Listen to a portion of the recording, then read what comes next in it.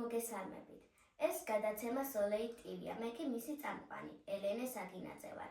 დღეს ვისაუბრებთ NASA-ს შესახებ, იმიტომ რომ წლების წინ, სწორედ დღევანდელ დღეს, 2009 წლის 11 მაისს NASA-მ კოსმოსური შატლი ატლანტისი გაუშვა. მეხუთე და ბოლო დამხმარე მისიად კოსმოსური ტელესკოპი ჰაბლისათვის. ანა, შენ ეს იცოდი? საერთოდ რა იცი NASA-ს შესახებ? ელენე, მე NASA-ს შესახებ ის ვიცი, რომ NASA არის აერონავტიკის და კოსმოსური სივრცის კვლევის ეროვნული სამმართველო ამერიკის შეერთებულ შტატებში. იგი დაარსდა 1958 წლის 29 ივლისს. კოსმოსური შატლის შესახებ კი ჩვენი ჟურნალისტი ქეთი მოგუყვება. კოსმოსური შატლი მრავალჯერადი გამოყენების სატრანსპორტო კოსმოსური ხომალდია. შატლებს უშვებენ კოსმოსში, რაკეტა-მატარებლების საშუალებით.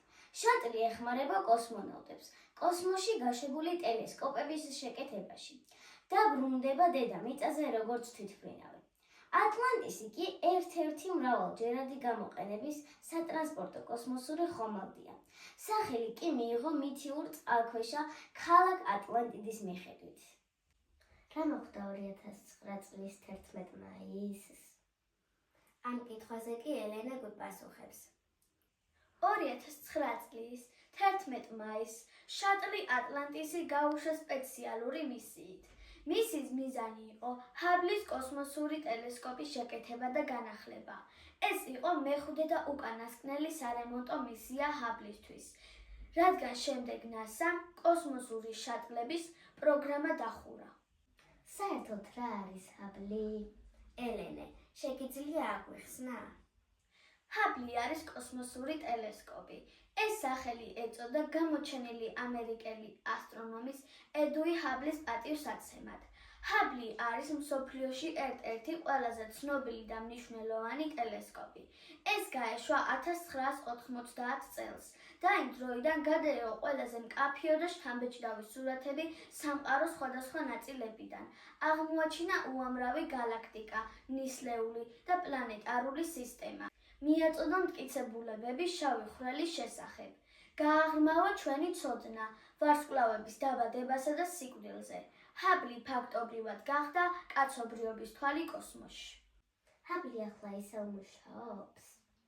თეკლა, გისმენთ. ჰაბლი ჯერ კიდევ მუშაობს, მაგრამ ახლა უკვე ძალიან დაბერებულია. მას ამ წელს 35 წელი უსრულდება კოსმოსში. ბოლო წლებში შავს პერიოდულად აქვს ხოლმე ტექნიკური პრობლემები.